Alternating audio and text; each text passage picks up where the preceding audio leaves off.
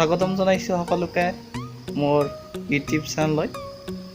যেহেতু বৰ্তমান এইটো বিশ্বায়নৰ যুগ, এই যুগটোত মানুহে অনলাইন ট্ৰানজেকশ্যন কৰে। যিসকলৰ ধৰ স্মাৰ্টফোন আছে বা এণ্ড্ৰইড ফোন আছে, সকলোৱে অনলাইন ট্ৰানজেকশ্যন মানে অনলাইন ৰিচাৰ্জ, অনলাইন শ্বপিং ইত্যাদি কৰে। সেই ক্ষেত্ৰত এটা প্ৰব্লেম মাজে সময়ে দেখা যায়, সেইটো হ'ল ট্ৰানজেকশ্যন ফেইল, মানে ট্ৰানজেকশ্যনটো ফেইল হৈ যায়। লগতে যিজন ব্যক্তিয়ে ট্ৰানজেকশ্যন কৰিছিল তেওঁৰ একাউণ্টৰ পৰা বেলেঞ্চটো কাট খাই যায়।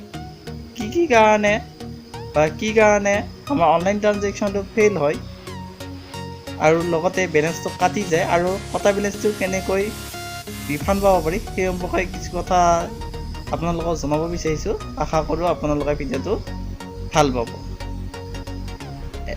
মই প্ৰথমতে আপোনালোকক আলোচনা কৰিব বিচাৰিছোঁ ট্ৰানজেকশ্যন ফেইল হোৱাৰ কাৰণবোৰ। কি কাৰণত আমাৰ অনলাইন ট্ৰানজেকশ্যনটো ফেইল হৈ যায় বা অনলাইন পে'মেণ্ট ফেইল হৈ যায়।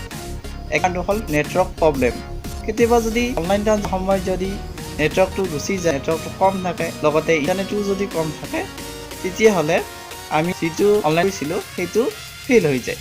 ফেইল হৈ যোৱাৰ পাছত কি হৈ যায়, কেতিয়াবা মাজে সময়ে আমাৰ একাউণ্টৰ পৰা বেলেঞ্চটো কাট খাই যায়। এইটো হ'ল 1 নম্বৰ পইণ্ট।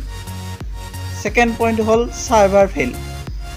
কেতিয়াবা কি হয়, আমাৰ একাউণ্টৰ পৰা বেলেঞ্চটো কাটি গ'ল, কিন্তু পে'মেণ্টটো ৰিচিভ হ'ল, কিন্তু কামটো নহ'ল। কেতিয়াবা পে'টিএম বা গুগল পে'ত যদি আপুনি ৰিচাৰ্জ কৰে, দেখা পাব পে'মেণ্টটো ৰিচিভ বুলি দেখায়, কিন্তু ৰিচাৰ্জটো ছাকচেছফুল নহয়। এইটো হ'ল 2 number problem, server technical problem.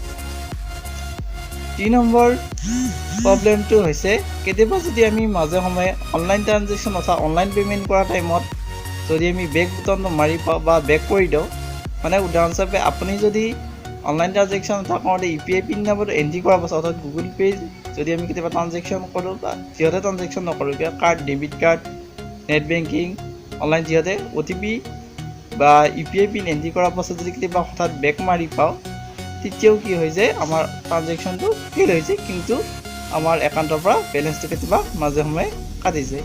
এইকেইটা হ'ল 3টা মেইন কাৰণ। এইবাৰ মই আপোনালোকৰ আলোচনা কৰিব বিচাৰিছোঁ যোনটো পইচা কাটি যায় সেইটো ৰিফাণ্ড কেনেকৈ পাব পাৰি। যদি আপোনাৰ ৰিফাণ্ড আপুনি 24 বা 48 ঘণ্টাৰ ভিতৰত পাব, মানে কেতিয়াবা ধৰ ফেইল বুলি দেখায়, কিন্তু আপুনি যদি এটা মোবাইল নম্বৰ ৰিচাৰ্জ কৰে, সেইটো কিন্তু ট্ৰানজেকশ্যনটো কমপ্লিট হৈ যায়। অৰ্থাৎ ফেইল হৈ যোৱাৰ আধা ঘণ্টাত 2 ঘণ্টাৰ ভিতৰত আপোনাৰ ট্ৰানজেকশ্যনটো কমপ্লিট হৈ যায়। কিন্তু তেনেকুৱা যদি নহয়, তেতিয়া আপোনাৰ যদি বেলেঞ্চ আছে, মানে যোনটো কটা এমাউণ্ট, সেইটো 24 পৰা 48 ঘণ্টা ৱেইট কৰাৰ পিছত আপোনাৰ একাউণ্টত পাই যায়। যদি আপুনি সেই বেলেঞ্চটো বা কটা ৰাখিটো যদি আপোনাৰ একাউণ্টত নাপায়, তেতিয়াহ'লে আপুনি সেই সম্পৰ্কে বেংকৰ লগত ডিছকাছ কৰিব পাৰে। এইটো মই নিজৰ অভিজ্ঞতাৰ পৰা কৈছোঁ।